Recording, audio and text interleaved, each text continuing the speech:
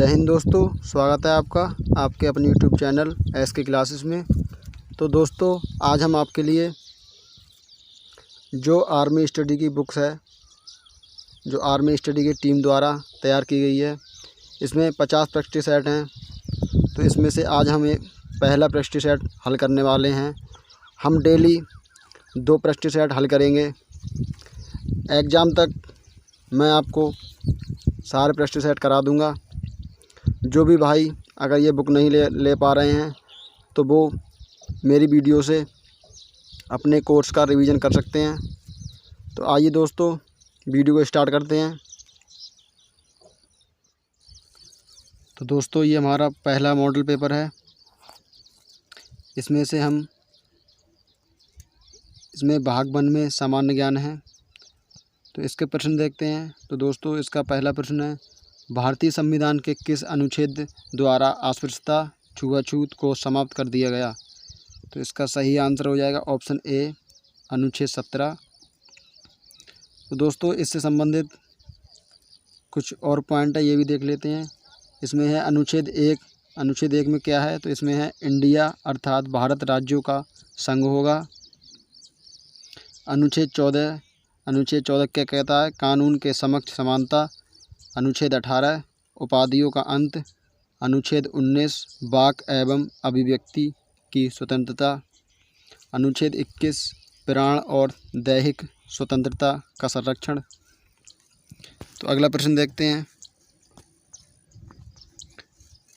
तो दोस्तों, हमारा अगला प्रश्न है, 2011 की जनगणना के अनुसार सर्वाधिक लिंगानुपात वाला राज्य कौन सा है? तो इसका सही आंसर हो जाएगा ऑप्शन डी, केरल। तो केरल 2011 की जनगणना के अनुसार सर्वाधिक लिंगानुपात केरल राज्य का है, जो कि है 1084। इसके भी महत्वपूर्ण बिंदु हैं, इन्हें भी देख लेते हैं। इसमें से है न्यूनतम लिंगानुपात, यह हरियाणा। सर्वाधिक जनसंख्या घनत्व, यह है बिहार। न्यूनतम जनसंख्या घनत्व, अरुणाचल प्रदेश। सर्वाधिक साक्षरता वाला राज्य, केरल। न्यूनतम साक्षरता वाला राज्य, बिहार। तो दोस्तों, हमारा अगला प्रश्न है, हॉर्नबिल त्यौहार किस भारतीय राज्य में मनाया जाता है? तो इसका सही आंसर हो जाएगा ऑप्शन ए, नागालैंड।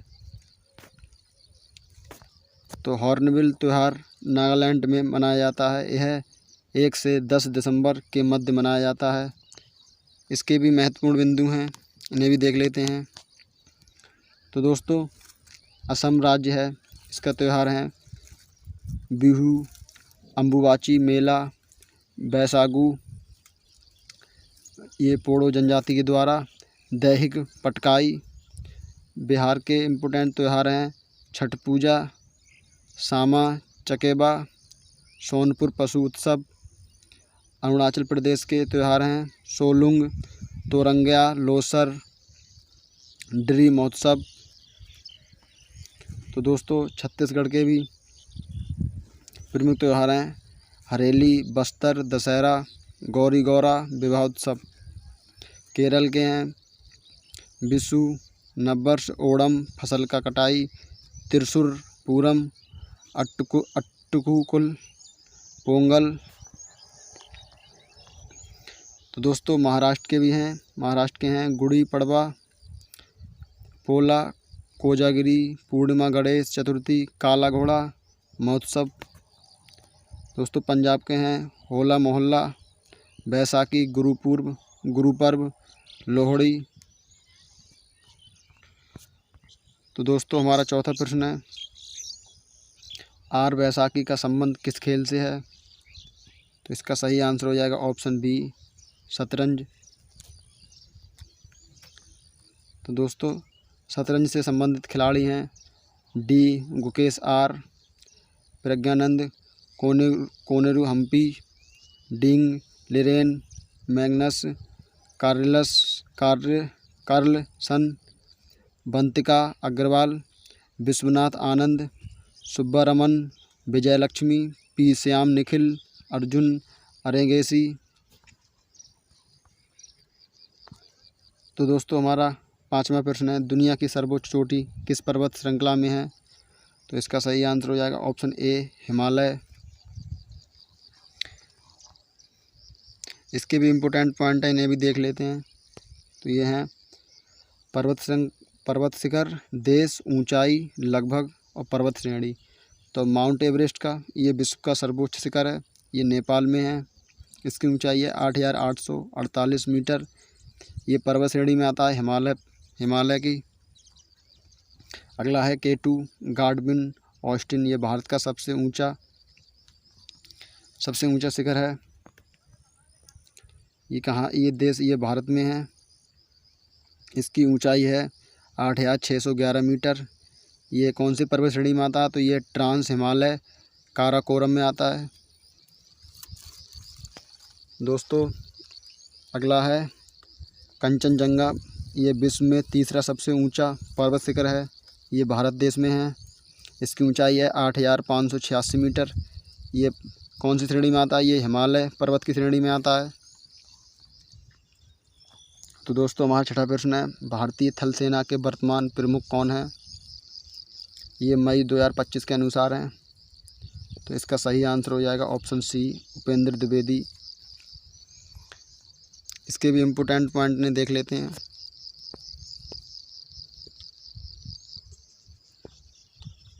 ये हैं वर्तमान थल सेना अध्यक्ष कौन है? तो ये हैं जनरल उपेंद्र द्विवेदी, ये 30वें हैं। अगला है वर्तमान नौसेना अध्यक्ष, तो ये हैं एडमिरल दिनेश कुमार त्रिपाठी, ये 26वें हैं। अगला है वर्तमान वायुसेना अध्यक्ष, तो ये हैं एयर मार्शल अमरप्रीत सिंह, ये 28वें हैं। एक इम्पोर्टेंट पॉइंट और है, ये हैं तीनों सेनाओं थल जल वायुसेना का मुख्यालय ये दिल्ली में है। दोस्तों हमारा अगला प्रश्न है, बौद्ध धर्म का पवित्र ग्रंथ कौन सा है? तो इसका सही आंसर हो जाएगा ऑप्शन सी त्रिपिटक। तो दोस्तों त्रिपिटक सुत्त पिटक, विनय पिटक और अभिधम्म पिटक है। इसके महत्वपूर्ण बिंदु हैं, बौद्ध धर्म ये संस्थापक कौन है? ये महात्मा बुद्ध। जन्म इनका 563 ईसा पूर्व कपिलवस्तु के निकट लुम्बिनी नेपाल में हुआ था। उपनाम एशिया का ज्योतिपुंज। प्रथम उपदेश कहाँ दिया था इन्होंने? सारनाथ में दिया। सार्वधिक उपदेश श्रावस्ती में दिए थे। महापरिनिर्वाण मृत्यु इनकी कहाँ हुई थी? तो ये कुशीनगर 483 ईसा पूर्व में हुई थी। तो दोस्तों हमारा अगला प्रश्न है, आज़ाद हिंद फौज की स्थापना कहाँ हुई थी? तो इसका सही आंसर हो जाएगा ऑप्शन ए जापान। ये जापान टोक्यो में हुई थी। इसका आज़ाद हिंद फौज इंडियन नेशनल आर्मी गठन 1942 में रास बिहारी बोस और कैप्टन मोहन सिंह ने टोक्यो जापान में किया था। 1943 ईस्वी में सुभाष चंद्र बोस सिंगापुर पहुंचे और आज़ाद हिंद सरकार का गठन किया। सुभाष चंद्र बोस द्वारा दिए गए प्रमुख वचन व नारे, जय हिंद का नारा, दिल्ली चलो का नारा, तुम मुझे खून दो मैं तुम्हें आज़ादी दूंगा। ये पुस्तक है द इंडियन स्ट्रगल। तो दोस्तों हमारा अगला प्रश्न है, ख्वाजा मोइनुद्दीन चिश्ती की दरगाह किस राज्य में स्थित है? तो इसका सही आंसर हो जाएगा ऑप्शन बी राजस्थान। अन्य महत्वपूर्ण बिंदु हैं, जैसे स्टैच्यू ऑफ यूनिटी कहाँ है? तो ये गुजरात में है। मेहरणागढ़ कुंभलगढ़ दुर्ग कहाँ? ये राजस्थान में है। जामा मस्जिद इंडिया गेट कहाँ पर है? ये दिल्ली में है। चार मीनार ये हैदराबाद में है। गोल गुम्बज ये बीजापुर कर्नाटक में है। लाल बाग गार्डन ये कर्नाटक में है। तो दोस्तों हमारा अगला प्रश्न है,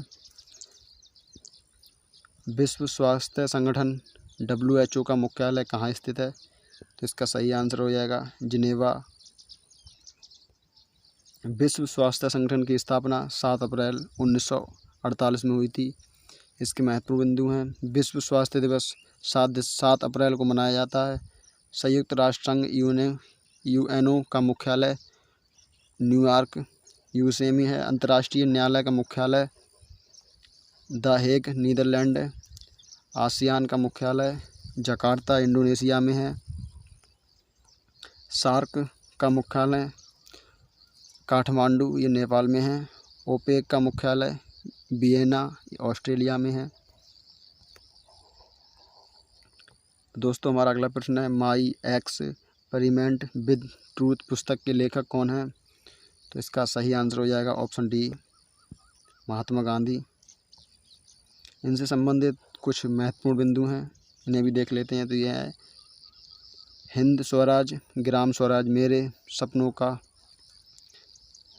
भारत, महात्मा गांधी ने लिखी। भारत की खोज, एन ऑटोबायोग्राफी, ए बच ऑफ ओल्ड लेटर्स, ये Pandit Jawaharlal Nehru. A suitable boy, ये विक्रम सेठ। गोपी डायरी, सुधा मूर्ति।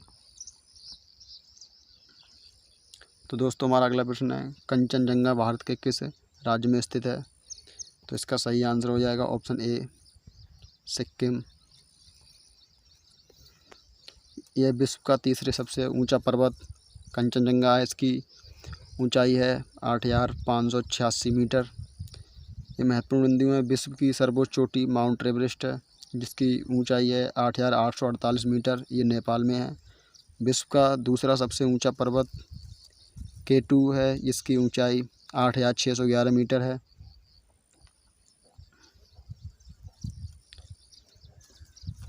अगला है उत्तराखंड। ये कामेट पर्वत, नंदा देवी पर्वत अरुणाचल प्रदेश में, कांगटो पर्वत, पटकाई पहाड़ियाँ मध्य प्रदेश में, विंध्य पर्वत श्रृंखलाएँ, सतपुड़ा पर्वत श्रृंखलाएँ हैं। प्रश्न है, PMSHRI का पूरा नाम बताइए। तो इसका सही आंसर हो जाएगा option A, prime minister schools for rising India. तो अगला प्रश्न देखते हैं। तो दोस्तों इससे संबंधित कुछ महत्वपूर्ण फुल फॉर्म है, इन्हें भी देख लेते हैं। तो पहली है MLA, यह है member of the legislative assembly. अगली है MP, यह है मेंबर ऑफ पार्लियामेंट। अगली है BPO, इसकी फुल फॉर्म हो जाएगी बिजनेस प्रोसेस आउट सोर्सिंग। अगली है HYB की फुल फॉर्म क्या होगी? इसकी हो जाएगी हाई यील्डिंग वायरिटी। दोस्तों हमारा अगला प्रश्न है, निम्नलिखित में से 1764 के बक्सर युद्ध में पराजित कौन हुए थे? तो इसका सही आंसर हो जाएगा ऑप्शन बी, नवाब शुजाउद्दौला। इससे संबंधित कुछ और भी पॉइंट है, इन्हें भी देख लेते हैं। ये है बक्सर का युद्ध हुआ था, ये पराजित हुए थे नवाब शुजाउद्दौला। अक्टूबर 1764 में बक्सर के मैदान में लड़ा गया था। यह युद्ध Hector Munro East India Company और मुग़ल अथवा नवाब की सेनाओं के मध्य लड़ा गया था। एक और बंगाल के नवाब मीर कासिम, अवध के नवाब शुजाउद्दौला तथा मुग़ल बादशाह शाह आलम द्वितीय की सेनाएं थीं तथा दूसरी ओर अंग्रेज कंपनी की सेना लड़ रही थी। इस युद्ध में अंग्रेज़ों की जीत हुई। तो दोस्तों हमारा अगला प्रश्न है, निम्नलिखित में से सतलज नदी का उद्गम स्थान बताइए। तो इसका सही आंसर हो जाएगा ऑप्शन बी, राक्षसताल। ये सतलुज नदी का उद्गम स्थान मानसरोवर झील के समीप स्थित राक्षसताल से होता है। यह सिपकीला दर्रे से भारत में प्रवेश करती है। तो ये इम्पोर्टेंट पॉइंट हैं, ये हैं नदी तथा इनका उद्गम स्थान है सिंधु नदी। ये मानसरोवर झील तिब्बत से उद्गम होता है। झेलम नदी का उद्गम शेषनाग झील, ये जम्मू कश्मीर से होता है। चिनाब नदी का उद्गम बारालाचा दर्रा हिमाचल प्रदेश से होता है। गंगा नदी का उद्गम गंगोत्री हिमनद ये उत्तराखंड से होता है। चंबल नदी का उद्गम जानापाव की पहाड़ी मध्य प्रदेश से होता है। गंडक नदी का उद्गम धौलागिरी पर्वत नेपाल से होता है। बेतवा नदी का उद्गम विंध्याचल पहाड़ी मध्य प्रदेश से होता है। सोन नदी का उद्गम अमरकंटक पहाड़ी मध्य प्रदेश से होता है। तो इस प्रकार दोस्तों ये हमारी समान ज्ञान भाग 1 ख़त्म हो गया। तो ये अगला है भाग 2 में समान विज्ञान है। आइए इसे भी देखते हैं। इसका पहला प्रश्न है प्रतिरोध का मात्रक क्या है। तो ये आपको पता ही होगा, इसका मात्रक होता है ओम। तो इसका सही आंसर ऑप्शन सी हो जाएगा। इसी प्रकार अन्य किसी और की भी मात्रक देख लेते हैं, जैसे कि विद्युत धारा, इसका मात्रक एम्पियर होता है। आवेश का मात्रक कूलाम होता है। विभव एवं विभवांतर का मात्रक वोल्ट होता है। विद्युत शक्ति का मात्रक वाट होता है। विद्युत ऊर्जा का मात्रक किलोवाट घंटा होता है। अगला प्रश्न है एक कोशिकीय जीव अपच पदार्थ कैसे निकालते हैं। तो इसका सही आंसर हो जाएगा ऑप्शन डी, शरीर सतह से 108।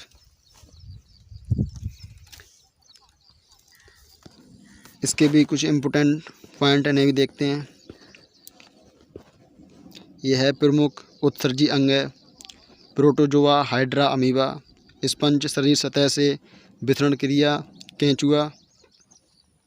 निफ्रेडिया से कीट, मीलपीगी नलिका से घोंघा, सीपी पाइला, बोजेनस के अंग, तारा मछली, टू फिट। तो अगला प्रश्न है 2 ओम के 3 प्रतिरोध को श्रेणी क्रम में जोड़कर 12 वोल्ट के स्रोत से जोड़ा जाता है तो धारा का मान क्या होगा। तो दोस्तों इसमें हमें आई निकालनी है। तो आपको पता ही होगा, इसमें 2 ओम के 3 प्रतिरोध जुड़े हुए हैं। तो इन तीनों का मान हो जाएगा 6 ओम। और ये 12 वोल्ट, ये बी बराबर मान दिया है 12 वोल्ट। तो हमारा सूत्र होता है बी बराबर आई आर। तो यहाँ से हमें आई ज्ञात करना है। तो बी हमारे लिए दिया है 12, आर हमने निकाल लिया है 6। तो इससे ये कट जाएगा, तो ये हो जाएगा 2 एम्पियर। तो इसका आंसर 2 एम्पियर हो जाएगा। तो दोस्तों हमारा अगला प्रश्न है विभव ज्योतिकी ऊतक के बारे में सत्य कथन क्या है। तो इसका सही आंसर हो जाएगा ऑप्शन बी, लगातार विभाजन होता है। यह इसका इम्पोर्टेंट पॉइंट है। यह वृद्धि ऊतक होते हैं, इनमें लगातार विभाजन होता है। यह लंबाई, मोटाई व संख्या बढ़ाने हेतु जिम्मेदार हैं। तो दोस्तों हमारा 20वां प्रश्न है कोशिका की खोज सर्वप्रथम किसने की थी। ये इम्पोर्टेंट क्वेश्चन है, ये हर साल आता है। तो देखते हैं इसका आंसर। तो इसका आंसर हो जाएगा ऑप्शन बी, रॉबर्ट हुक। इसके भी इम्पोर्टेंट पॉइंट है। सर्वप्रथम कोशिका की खोज रॉबर्ट हुक ने सन 1665 में की थी। जीवित कोशिका की खोज ल्यूबिनहाक ने सन 1674 ईस्वी में की थी। सजीव जगत के सबसे लंबी कोशिका न्यूरॉन होती है, यह तंत्रिका कोशिका। सजीव जगत की सबसे छोटी कोशिका माइकोप्लाज्मा है। सजीव जगत की सबसे बड़ी व भारी कोशिका शुतुरमुर्ग का अंडा है। तो दोस्तों हमारा 21वां प्रश्न है पादप में नीचे की तरफ कौन सा भाग होता है। तो इसका सही आंसर हो जाएगा ऑप्शन ए, जड़। देखते हैं इसका इम्पोर्टेंट पॉइंट। जड़ ये पादप का वह भाग है जो भूमि के अंदर होता है। तना ये पादप का वह भाग है जो यांत्रिक सहारा देता है। पत्ती पादप का वह भाग है जो श्वसन व बाष्पोत्सर्जन करता है। फूल व पुष्प ये पादप का मुख्य जनन अंग हैं। तो हमारा अगला प्रश्न है कैल्शियम ऑक्साइड का सूत्र है। तो इसका सही आंसर हो जाएगा ऑप्शन ए, CaO। और भी देख लेते हैं, जैसे कि CaO होता है कैल्शियम ऑक्साइड या चूना या लाइम। अगला है CaOH2, ये होता है कैल्शियम हाइड्रोक्साइड, ये बुझा हुआ चूना भी कहते हैं इसे। अगला है CaCO3, तो इसका पूरा नाम हो जाएगा कैल्शियम कार्बोनेट या चूना पत्थर। अगला है CaOCl2, तो इसका हो जाएगा पूरा नाम कैल्शियम हाइपोक्लोराइड या बृंजक चूर्ण। हमारा अगला प्रश्न है, निम्न में से कौन सा ठोस है? तो इसका सही आंसर ऑप्शन ए हो जाएगा बर्फ़। इसमें अणु पास पास होते हैं, अंतराणविक बल सबसे अधिक होता है, घनत्व सर्वाधिक होता है, आकार व आयतन ये निश्चित होता है। तो हमारा अगला प्रश्न है, सबसे चमकीली अधातु है? तो इसका सही आंसर हो जाएगा ऑप्शन सी आयोडीन। तो दोस्तों आयोडीन चमकीली अधातु है। हीरा सबसे कठोर है। तत्व हाइड्रोजन अवारा तत्व जो समूह 1 व समूह 17 में समान गुण रखता है। ब्रोमीन ये द्रव अधातु है। तो हमारा 25वां प्रश्न है, वाहनों की गति बताने वाला यंत्र है? तो इसका सही आंसर हो जाएगा ऑप्शन सी स्पीडोमीटर। तो और भी ये यंत्र है मापने वाले भी देखते हैं। स्पीडोमीटर ये वाहनों की गति मापता है। अगला है ओडोमीटर, ये वाहनों द्वारा चली गई दूरी मापने में प्रयोग किया जाता है। अगला है बैरोमीटर, ये वायुमंडलीय दाब की गणना करने में प्रयोग किया जाता है। अगला है टैकोमीटर, यह घूर्णन चाल मापने में प्रयोग किया जाता है।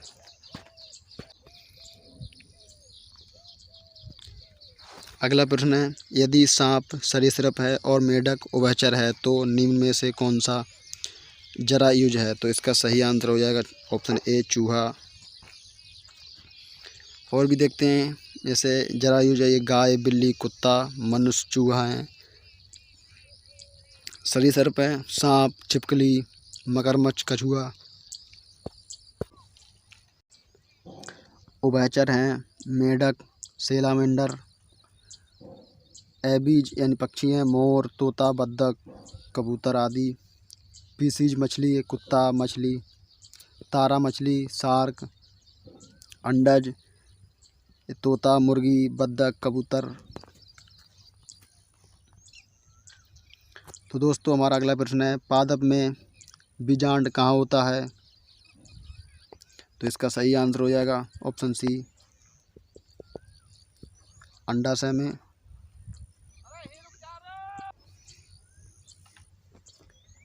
इसके भी अन्य पॉइंट हैं, भी देखते हैं। तो ये है, यह अंडाशय के अंदर होते हैं। यह बीज पौधों की मादा प्रजनन प्रणाली का हिस्सा हैं। बीजांड के शरीर और बीजांड वृत्त के बीच जंक्शन को नाभिका कहते हैं।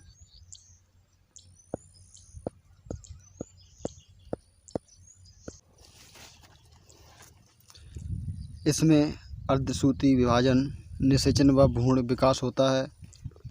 तो अगला प्रश्न देखते हैं।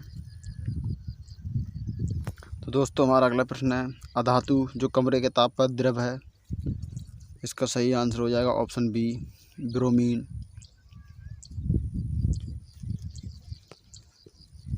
यह है आयोडीन चमकीला धातु है। सल्फर प्याज व लहसुन में गंध। फास्फोरस शीतल जल में रखी जाने वाली धातु। ऑक्सीजन भूपटल पर सर्वाधिक पाई जाने वाली धातु है। अगला प्रश्न है, बल का मात्रक है? तो इसका सही आंसर हो जाएगा ऑप्शन सी न्यूटन। अन्य भी मात्रक देखते हैं, जैसे बल का हो जाएगा न्यूटन, दाब का पास्कल, शक्ति का वाट, ज्योति तीव्रता का कैंडेला, एम्पियर का। विद्युत धारा का मात्रक एम्पियर होता है। तो दोस्तों हमारा अगला प्रश्न है, शुक्राणु का निर्माण कहाँ होता है? तो इसका सही आंसर हो जाएगा ऑप्शन ए वृषण। यह नर की मुख्य जनन ग्रंथि है। यह नर का मुख्य जनन अंग है। Hormone testosterone. ये शुक्राणु का निर्माण यहाँ शुक्राणु का निर्माण होता है।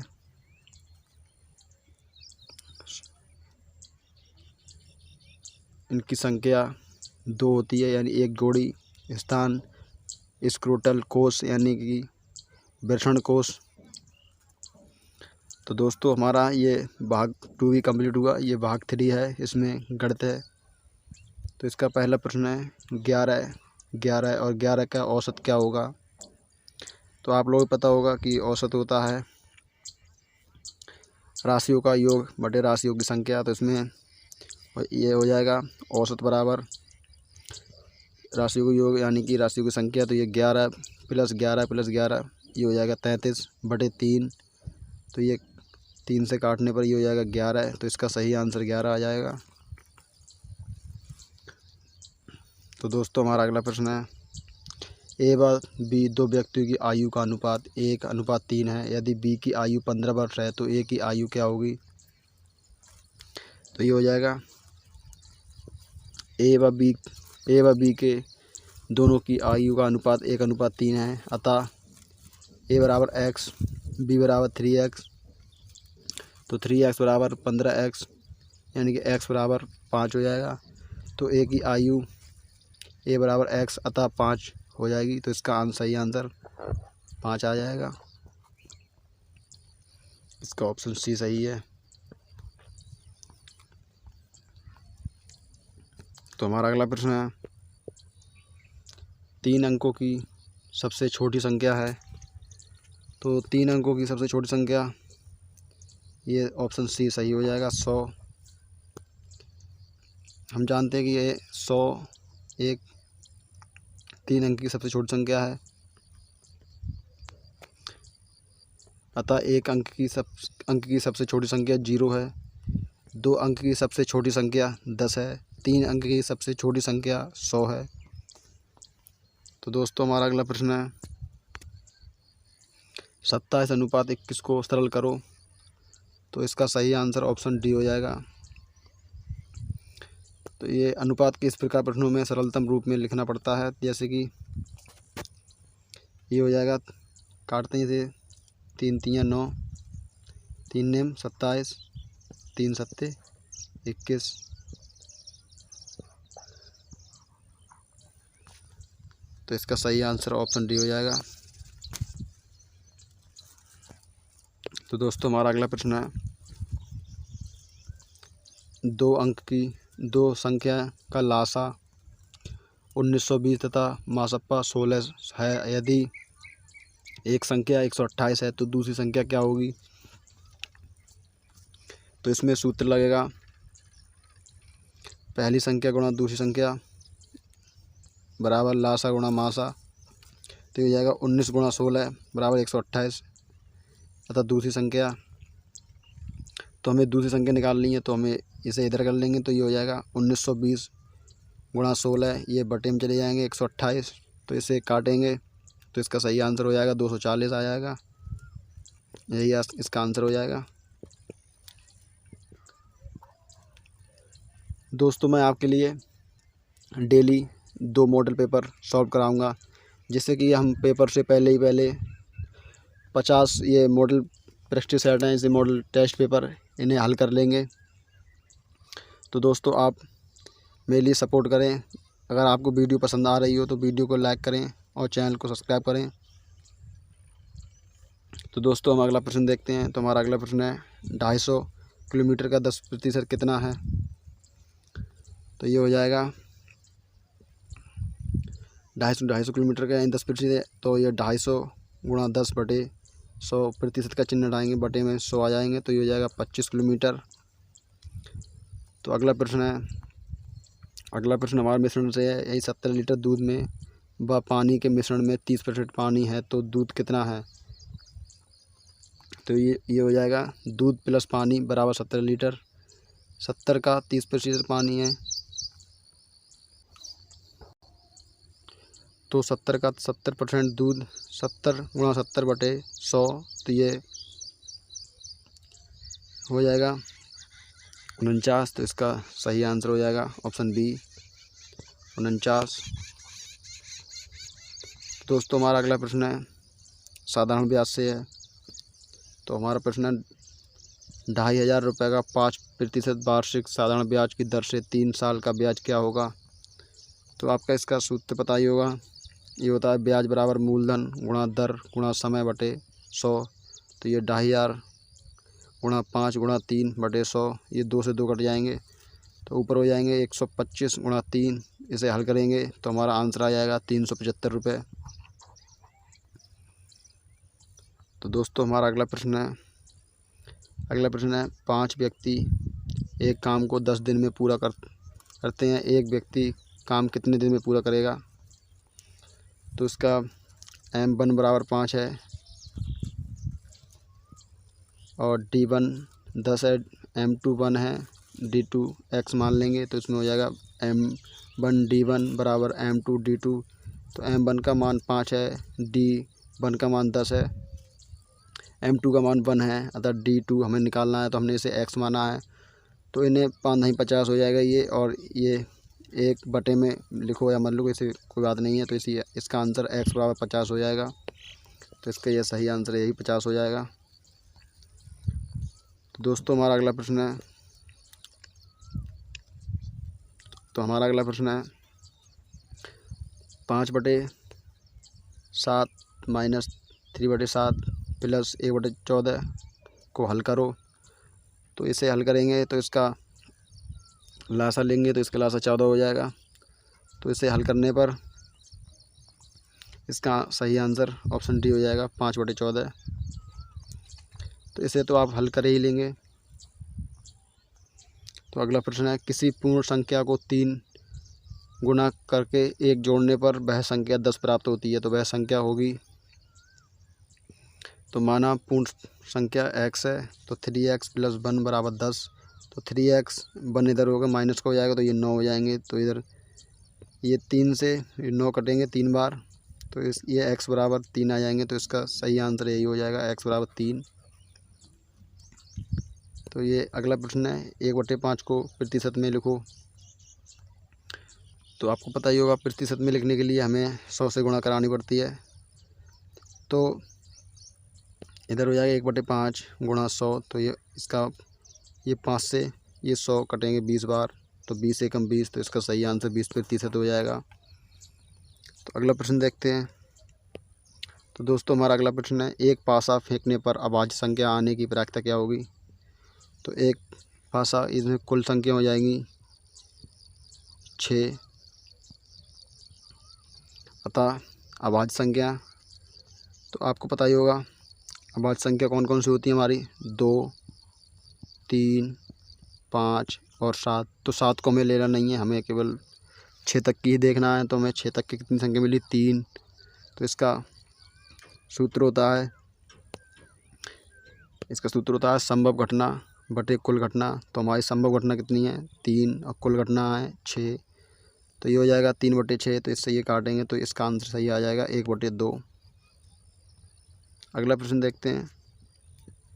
तो दोस्तों हमारा अगला प्रश्न है किसी वस्तु को 1200 में खरीद कर 25% हानि पर वस्तु को कितने रुपए में बेचा जाएगा। तो इसका ये सूत्र होगा विक्रय मूल्य बराबर क्रय मूल्य गुणा 100 प्लस लाभ या हानि प्रतिशत बटे 100। तो ये 1200 गुणा 75/100 हो जाएगा। तो ये 0 से 0 कट जाएंगे तो ये 12 गुणा 75 हो जाएगा। तो इसका क्रय मूल्य आ जाएगा 900 रुपये। यही इसका आंसर हो जाएगा। तो दोस्तों हमारा अगला प्रश्न है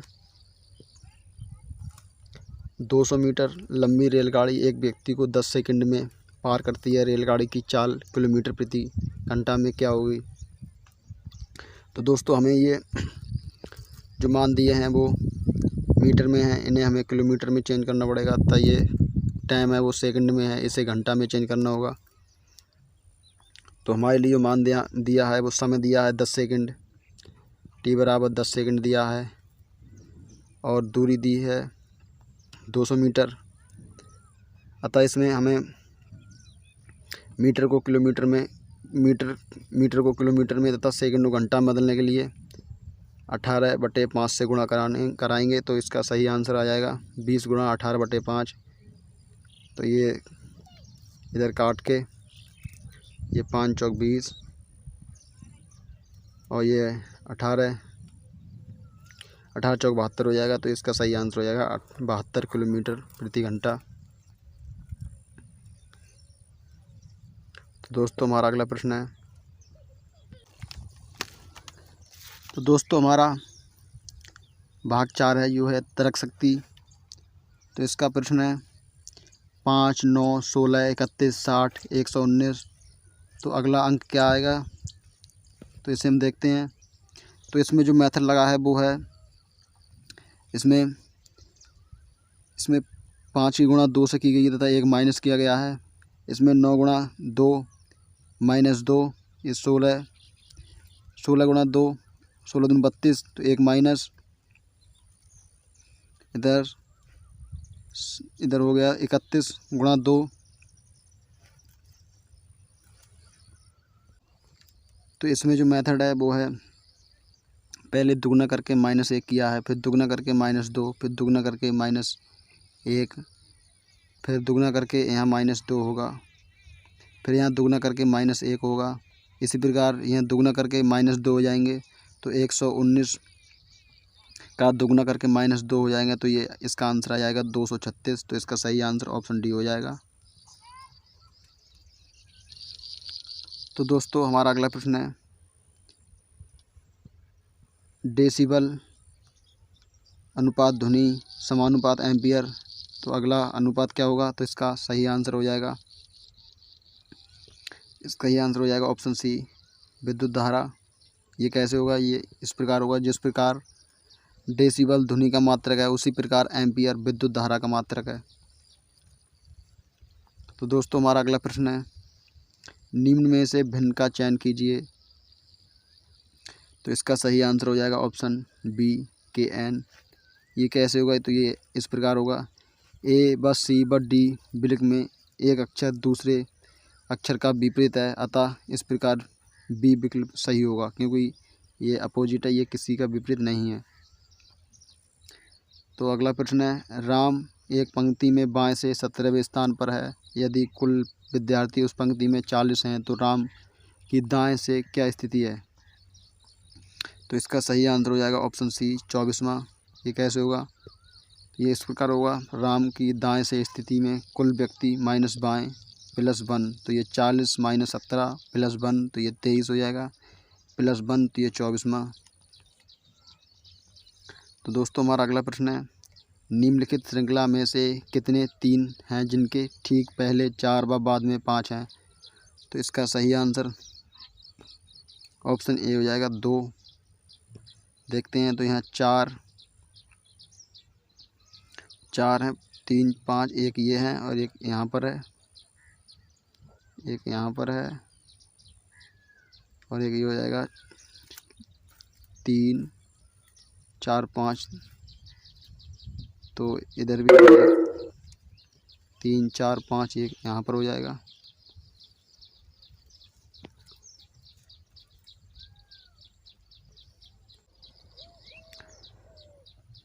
तो दोस्तों इस प्रकार हमने अपना पहला मॉडल पेपर पूरा कर लिया। इसी प्रकार हम अगला मॉडल पेपर सॉल्व कराएंगे। अगर आपको वीडियो पसंद आई हो तो वीडियो को लाइक करके चैनल को सब्सक्राइब कर लें, ताकि मैं अगला मॉडल पेपर सॉल्व करूं तो आपको सबसे पहले पहुंचे। तो दोस्तों मिलते हैं अगली वीडियो में, तब के लिए